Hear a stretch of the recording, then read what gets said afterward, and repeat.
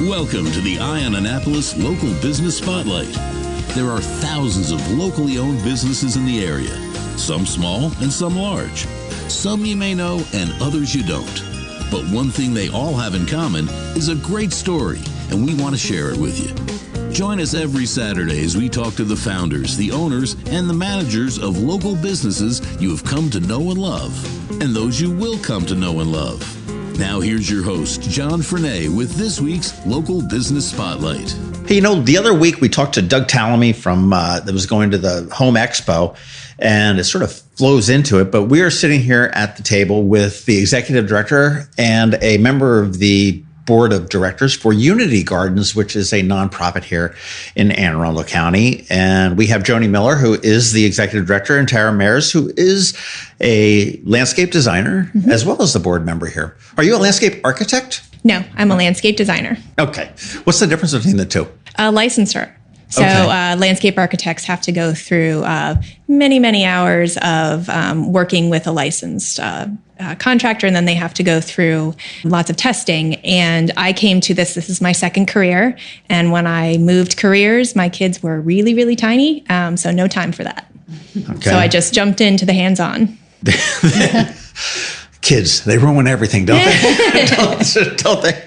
It's one thing in life that you find that changes your life literally overnight and in a second, it's kids. Yeah, that's for sure. But always for the good. So, and Joni Miller, who is the executive director of Unity Gardens. And I should say that Unity Gardens the website is pretty obvious. It's unitygardens.org, as most nonprofits are at the .org. But I thought I knew a little bit about you guys. But then as I started to dig a little bit, I realized that I didn't know nearly as much as I thought, which is a good thing, because I'm kind of excited to learn about it. So what's the background? What does Unity Gardens do? Well, Unity Gardens is a nonprofit that works exclusively in Anne Arundel County to provide grants to community groups to plant rain gardens, erosion control projects, pollinator gardens, and other landscaping that helps address environmental problems. Okay, now when you say community groups, I mean, is that okay? I'm thinking, okay, we got Boy Scouts and Girl Scouts that do projects. They count? They count. What about and I'm assuming just different organizations, churches and whatnot. What about homeowners associations? Are they HOAs are big? Yeah. Yeah, we work with a lot of homeowners associations, and we're in the middle of a grant cycle now where we're accepting applications, and we've seen a lot of homeowner associations that have issues on their property that they want to address, whether it's flooding or standing water, or they just want to put some habitat into their space. So in a way, you're kind of like the Chesapeake Bay Trust as a grant-making organization. I mean, they're taking and they dole it out to. I mean, there could be a homeowners association that wants to do something that's going to help the erosion into whatever creek it might be, or. Yeah, we do work alongside the Chesapeake Bay Trust quite a bit, and our grants tend to be smaller grants where theirs are larger. Mm-hmm. But we know the folks over there, and we work with a lot of the same groups, and we send groups to each other like, hey, your project is a little bit too big for us. You should check with CBT. And then they send folks to us too. For the smaller one. Yeah, also they work together sometimes. So several projects, including some of the ones that are coming through the cycle now, they are applying for both Chesapeake Bay Trust grants and Unity Gardens grants. So they split up the funding between two. Yeah, what's different about our grants is we specialize in plants, in trees, shrubs, perennials, and grasses, all natives. And so in a case like Tara mentioned, a group might apply to Chesapeake Bay Trust to do some invasive control. Yeah, pull out invasive plants. They might need to do some hardscaping. They might need to do some construction or work to really alleviate big issues on the property. And then we come in and pay for the plants. Okay, so you're not bringing in the bulldozers or the graders or anything like that to do that. Now, how big are your grants? Typically, they are up to $1,000, but in this spring cycle, we're going to be giving out grants up to $3,000. So we've had an increase in funding from the county, and so we're really excited to be able to do some bigger grants. That's pretty neat. Now, do you guys, I mean, I guess like the Bay Trust, they don't wade into the water too much, so to speak. I mean, are you guys as an organization, I would assume, Tara, you as a landscape designer do, but do you guys get the dirt under your fingernails as an organization? Well, I mean, we visit people on their planting days and we support them in any way they need, but really we're just there to support, answer questions through the grant cycle, and then, be there to record and give them our signage on the planting day. Mm-hmm. How did you get here, Joni? I mean, okay, I know we came up Ritchie Highway, took a right at the light. but I mean, how did you end up here at Unity Gardens? Well, I've always been an environmentalist, but in 2012, my husband and I bought a 3.5 acre property in Arnold that was covered in invasive vines and trees and bamboo and all kinds of things that we didn't want to be there. And so my kids were young, and I had the opportunity to take the Master Gardener course. So I became a Maryland Master Gardener in 2013, and that really got my interest in native plants up. So I've been working for almost 10 years trying to turn my property into a native plant sanctuary. I've planted almost 200 trees on the property and lots of perennials and shrubs and all kinds of things to try to bring wildlife in. Neat. And so I learned about Unity Gardens when my kids were at Arnold Elementary. Another person there applied for and received a Unity Gardens grant. So I was a volunteer on a Unity Gardens grant. A rain barrel, let me guess. It wasn't a rain barrel. My good friend Jessica Zender she created a native garden and a sensory garden. It's really a meditation garden. But I was a volunteer there, and we did all the planting. We took kids on tours and let them touch and smell and feel the flowers and see the insects on them. And, I kept hearing about this Unity Gardens, and a friend of mine recruited me to be on the board. So I joined the board in 2017. And then in 2019, when our executive director left, I took the role of executive director. Interesting. Have you heard of Wild Kid Acres? They're down in Edgewater, sort of by just Fort a Mayo. little past Camp Letts.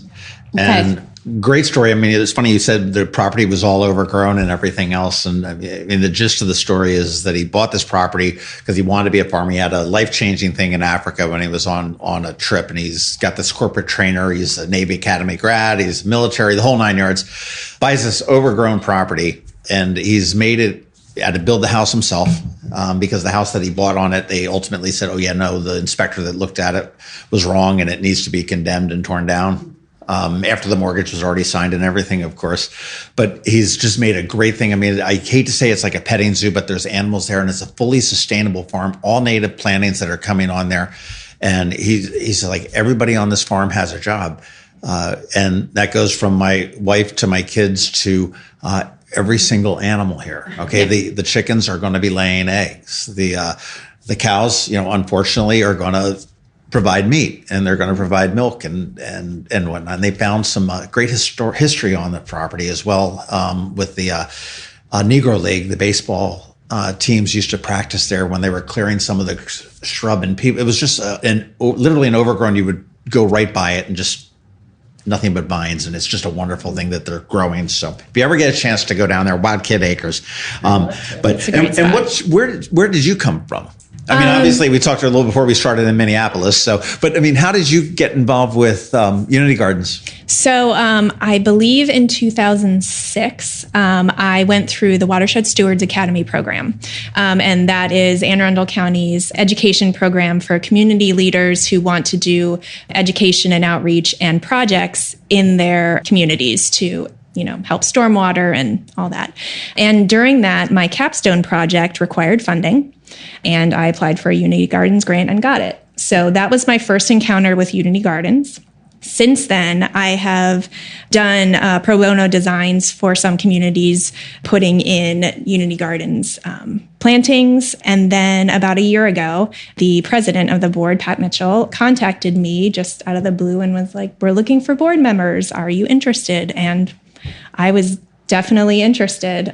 This is my first encounter on being on a board of directors, and I couldn't think of a better organization. Sneaky way to get their $1,000 back. You know? Take it in time.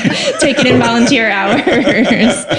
Yeah. Well, the board of Unity Gardens is really important because we don't have a staff. Our board does the work of talking to potential grantees, consulting with them about their projects, giving them a little extra knowledge if they need it. And then they review all the projects and make the selections and then keep up with the grantees afterwards. So well, you're the executive director. Is that, I mean, you said you don't have a staff. I mean, are you? Well, I am the staff. Is that a paid position? It's a paid position, but it's a part-time paid position. Okay. So it doesn't come with a private jet or anything like that.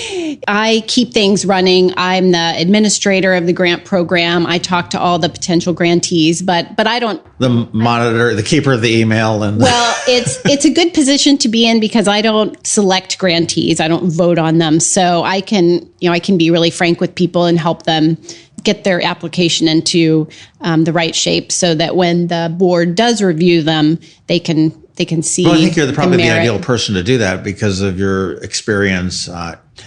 Clearing your own place, but your experience on the board as well prior to taking on the organization leadership type role of the organization, which is really kind of neat. Yeah, I think most board members have encountered not only Unity Gardens as an organization, but have themselves either volunteered on or done it themselves, where they've planted a native garden and really know what it takes to maintain something like that.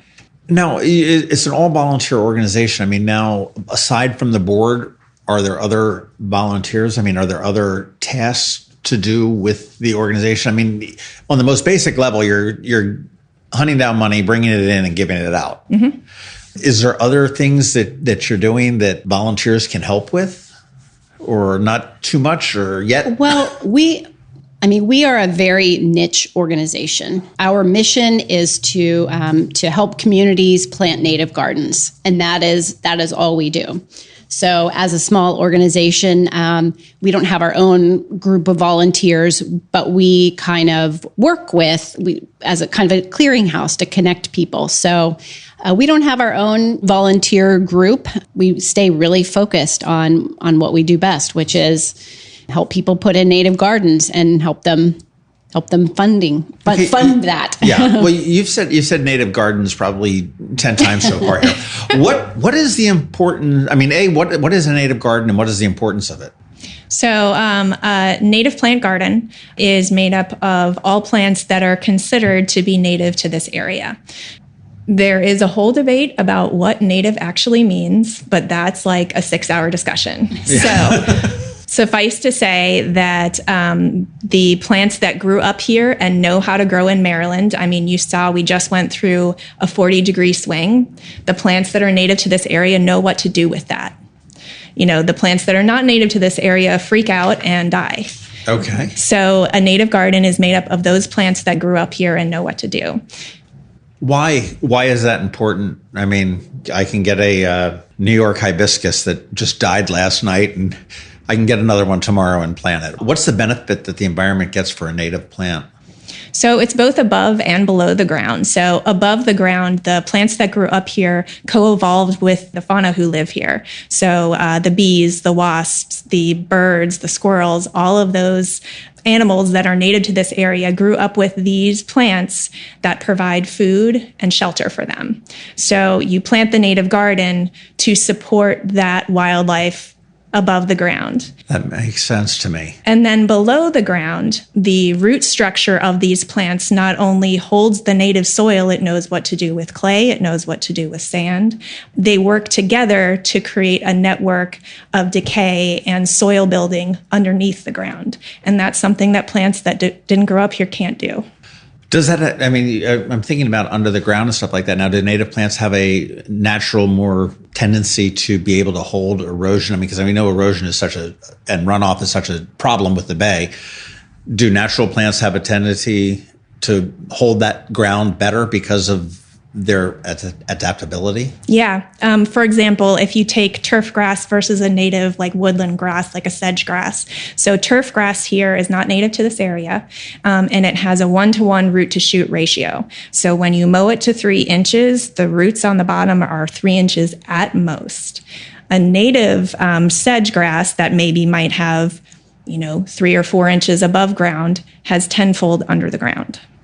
Oh, wow. So the fibrous roots, it's just a bigger bang for your buck, and turf grass has its place, but not everywhere. Interesting on that. Well, let's talk on your grants. You said this year they're a little bit bigger, and you said, but they're typically at about $1,000 for things. So, I mean, that's a fairly small project in the grand scheme of things. Mm-hmm. Well, many of our grantees have put in matching funds. So, for instance, a church might say, we want to work on improving this area, and we're going to put in $2,000, and we're going to get $1,000 from Unity Gardens. Or sometimes it's 50-50.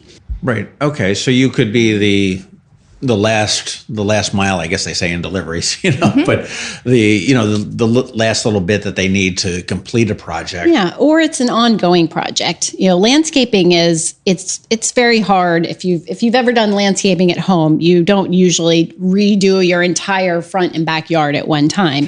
In the spring, you kind of work on this area and you let it get established, and then the next year you work it somewhere in the back. So we do have grantees that have come back to us a couple of times as they expanded their gardens and did more on their property. Yeah, the other thing about starting small is that for an HOA or a community or a faith-based organization who's trying to get into this planting natives, starting small is really important because it's manageable. You can sort of figure out what works on your site on a smaller scale and then expand over the years. And you can maintain it, keep it maintained. That's a big one. Well, I would imagine that you would see with native plants that, as you said, that they're, Tara, that they're very used to what's going on here in Maryland, that it's probably pretty easy to see the success of a native planting as opposed to, that looks like a pretty cool corkscrew tree or whatever it may be. Yeah, I mean, generally speaking, so a native plant garden is a garden and it should be maintained as a garden. So it requires mulch, it requires weeding, it requires watering, all the things that a regular landscape requires. However, it does not require keeping the corkscrew, nice and trimmed. It doesn't require cutbacks if you don't want to do that sort of thing. Fertilizer. It doesn't require fertilizer at all. And pesticides. Yeah. And generally speaking, after a couple of years of care, it does not need your help and it does not want it. A native plant garden that is allowed to grow into itself in a wild sort of way doesn't want your intervention except for maybe keeping the invasives out. Really? So you just go in and weed it and thread it out. I mean, I know I volunteered with the Scenic Rivers Land Trust last year when they were up at Bacon Ridge pulling out all the the invasive species. I mean, I can't remember how many, I don't know if it was tons or dump trucks, but it was a lot of them. Yeah. And it is a problem. It is a problem. So, I mean, are you looking to grow as far as your grants go? I mean, is 3,000, I mean, is that going to be a ongoing thing, hopefully, I guess? Hopefully. We don't, as a nonprofit, you can never really be sure how much money you're going to have each year. But sort of like going to the casino. Well, we're treating it, we're calling them power grants. So it's not something that we know for sure we're going to be able to do long term, but we really want to make a really big impact this spring with these big grants. And, what's interesting is during COVID, you would have thought that applications would stop, that things would slow down, but people were really outside during COVID a lot, and we saw many more grant applications than usual. So there's really an appetite for community groups getting out there, being outside together, and then doing something positive for their community. My thing is, I think on that COVID front, I think that's a permanent change that you're going to see. I think people are really, it's a shame that it took a pandemic to figure it out, but a lot of people really got in tuned to whether it just be walking outside and getting some fresh air as opposed to, driving up to the 7-Eleven to get a coffee or something, whatever it may be. And I, to your point, I mean, people were planning and communities were planning. I mean, it's, I'm sure there's plenty of homeowners associations with crazed parents going, okay, I've had enough of this homeschooling. Put these kids outside and let them play. Certainly if my kids were that young, I would have been at the front of that line. But now, how do we apply for grants? I mean, obviously, I'm assuming that probably the best place to start is unitygardens.org. Yeah, you can learn about past grants that we've funded there, and you can see our grant application. We have 2 cycles during the year that we offer grants. So one is in the spring, and it's from, it opens January 15th and closes March 1st. So we accept proposals for 6 weeks, and then we fund organizations for their spring projects, those that we select. And then we do that again in the fall from June 15th to August 1st. So we have a fall grant. So it sort of coincides with the planting seasons, I guess. Yeah. Very neat. And I mean, how complicated is the process to apply? Is it fairly simple? Just this is what it's pretty straightforward, and we are always available. You can email Joni, you can email any one of the board members at any time and ask questions. We're very, very interested in people who are wanting this funding to be able to get the funding. So we will answer any questions or help you with the grant application. So, if my homeowners association is looking to do something there, I obviously ought to come through and say, hey, these are the native plants and this is the project I want to do. And you maybe have I'd imagine, since they're not professional organizations per se, you're not getting architectural drawings or something with, layouts. I mean, sometimes you may, but would a sketch like, hey, here's the entrance to my community and the sign's already there and we want to put these native plants surrounding here and this is what we need. Yeah, a loosely scaled sketch, as closely to actual scale as you can get, is really useful because then you know how many plants you need and how big they're going to get. The other thing that we really put an emphasis on is a solid maintenance plan. So often with HOAs and other groups, you have to know who's going to be doing the maintenance and when they're going to be doing that. Having a spreadsheet that says, in March we'll be doing cleanups, in April we'll be doing weeding and watering, those kinds of things, and laying that out for a year cycle, and then having your HOA or your, if you're at an elementary school, the maintenance staff needs to sign on to that, because these are gardens that we want to last. Well, yeah, you're protecting your investment and you're making sure that the gardens can thrive there. Yeah. That makes a lot of sense to me.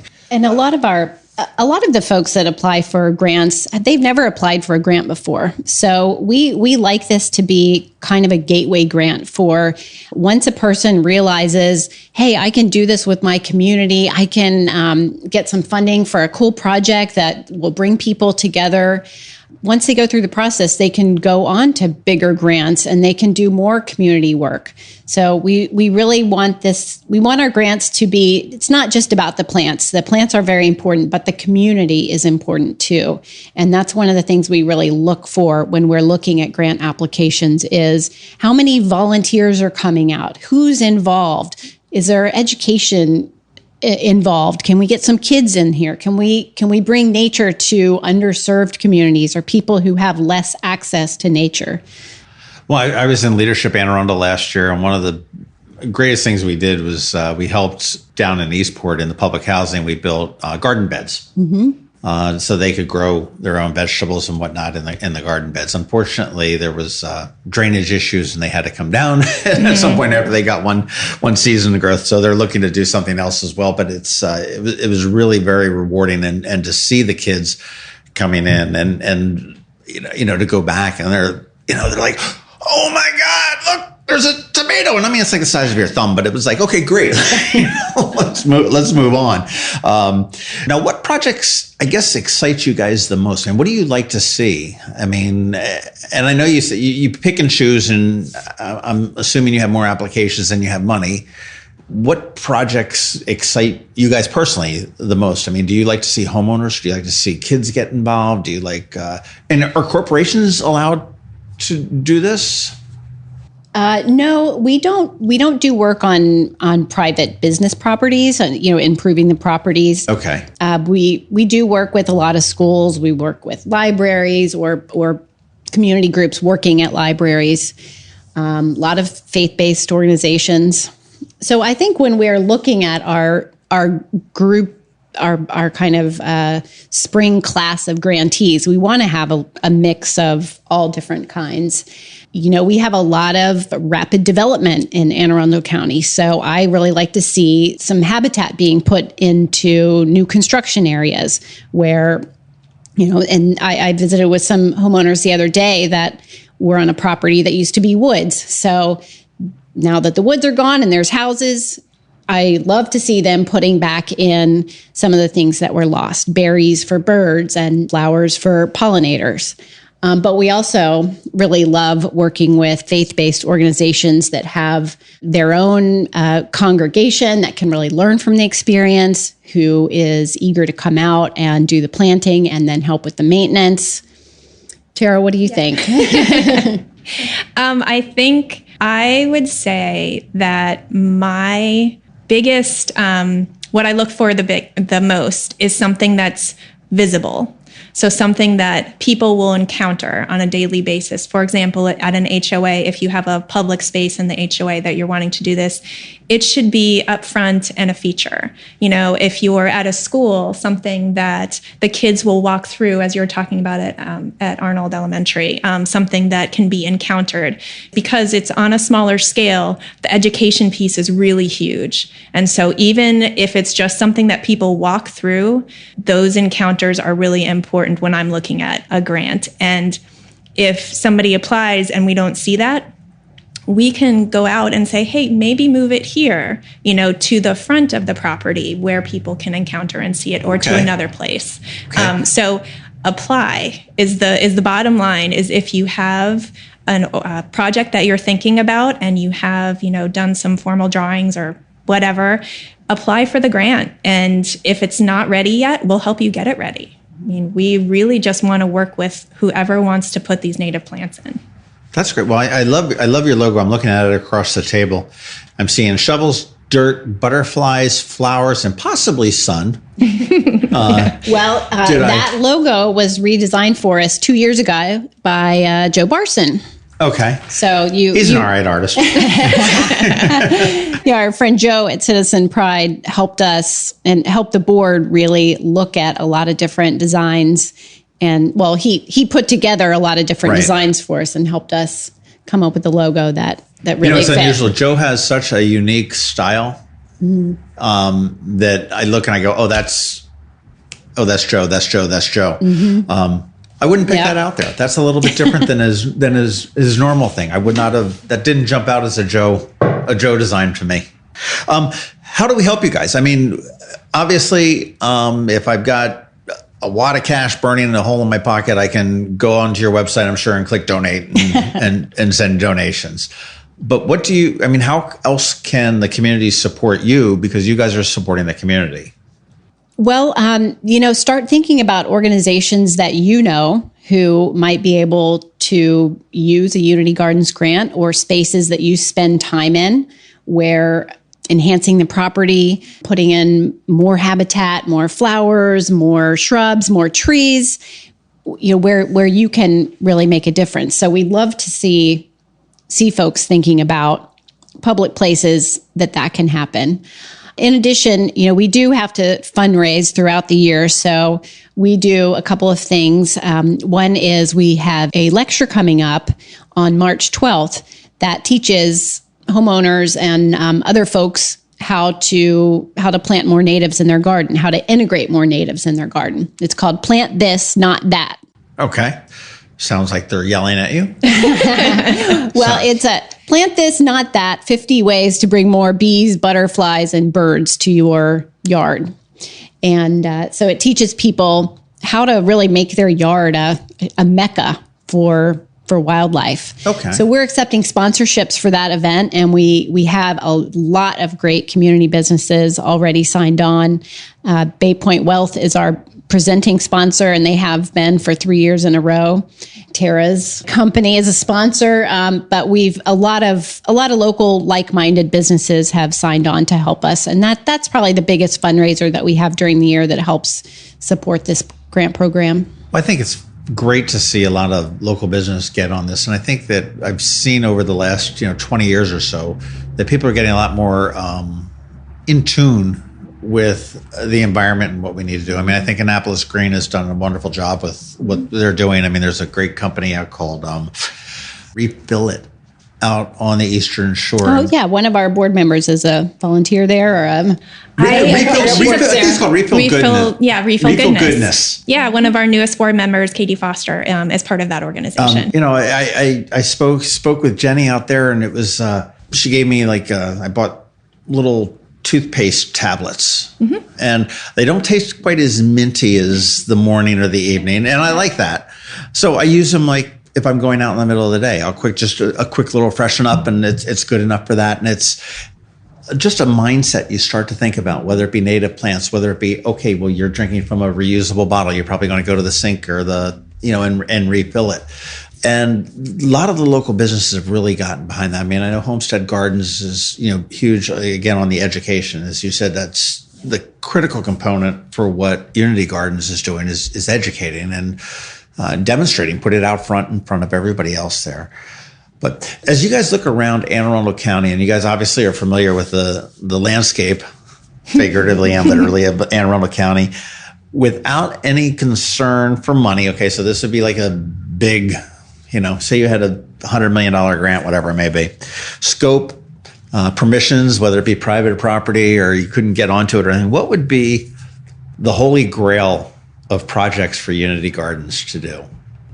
If money were no object? Huh? If money were no object? Money is no object. It could be that you hate the way that supermarket looks on whatever street it is, and you want to, obviously we can't get permission to dig up their parking lot and put plants in, but I would say, so in the vein of Unity Gardens and connecting communities, if I had all the money in the world, I would make a nature trail from one side of the county, from the north end of the county, all the way to the south end of the county. A continuous trail that, is safe across traffic or bridges or whatever, that features native plants, that features, the real woodlands and landscapes of this beautiful area.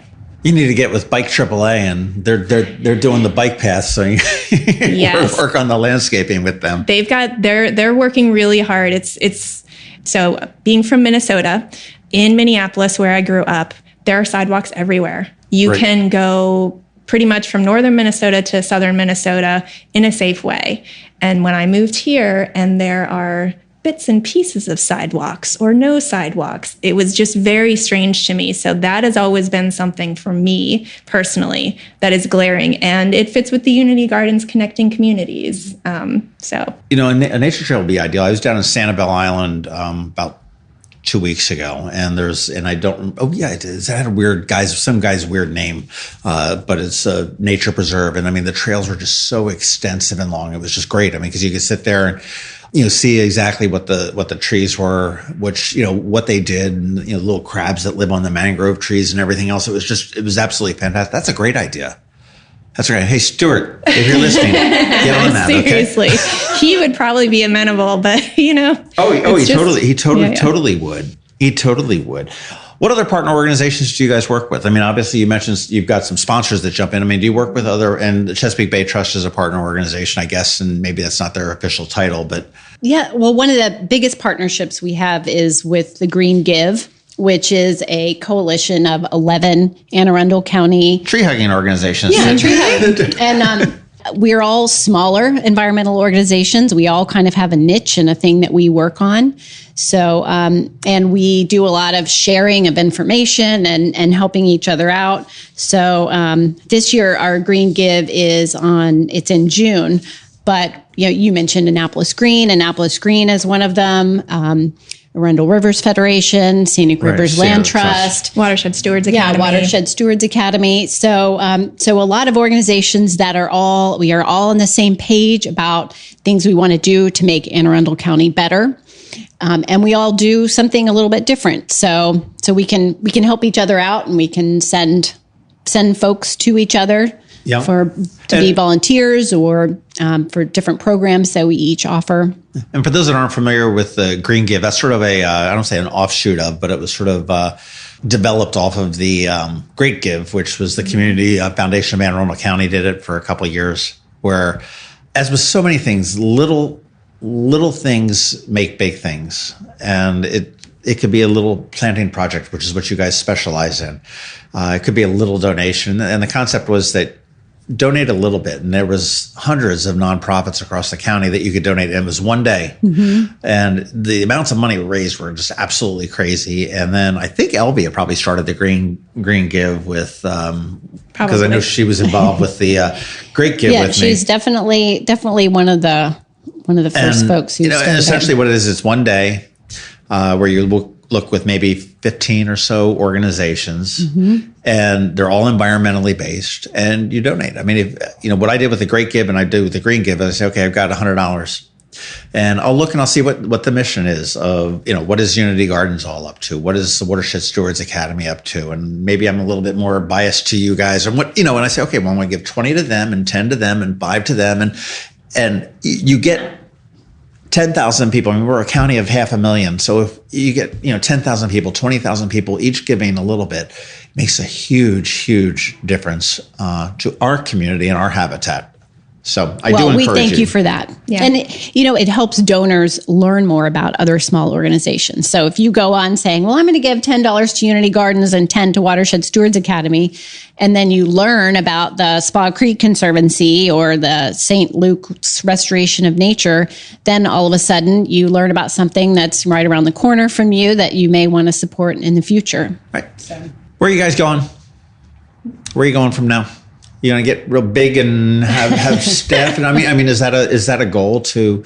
I mean, I'm going to venture to say that if all of a sudden, you would love to have millions and millions of dollars flowing in every single year to be able to flow out. I mean, is the growth of the organization a goal, or? I think we want to do more education. We're not trying to grow big, but we want to do more than just put plants in the ground and then leave them. We want to have more interactions with the people who are working on them and visiting them. Yeah, so, education and outreach would be a big piece that if we had more money, we could really fulfill that. This is great. Well, unitygardens.org is where you want to go. And we are speaking with Tara Mairs and Joni Miller, who are a board member and ex-board member and the executive director. This was great. Thank you so much for your time to learn a little bit about Unity Gardens. I encourage everybody to learn a lot more. Go to unitygardens.org. And if you live in a community that has a homeowners association, if you go to a church or a synagogue or a mosque or whatever it is that you feel, could use some native plantings, definitely look at doing this. I don't know, depending on when you're listening to this, again, they have 2 sort of open seasons on open season is like we're hunting deer. We're hunting native plants. 2 open periods for applications for the grants. And as with everything, a little bit. I mean, it doesn't sound like a whole lot, $1,000 or maybe even $3,000. A little can accomplish a lot. Yeah. Thanks for listening to this week's Local Business Spotlight. Please make sure to visit eyeonannapolis.net for all your local news, events, and opinion. And in case you haven't already, please subscribe to the Eye on Annapolis Daily News Brief, where we bring you all the day's local news direct to your phone, tablet, or computer in about 10 minutes. It comes to you at 6 a.m. every Monday through Friday, and you can subscribe on Apple Podcasts, Google Podcasts, or wherever you get your podcasts.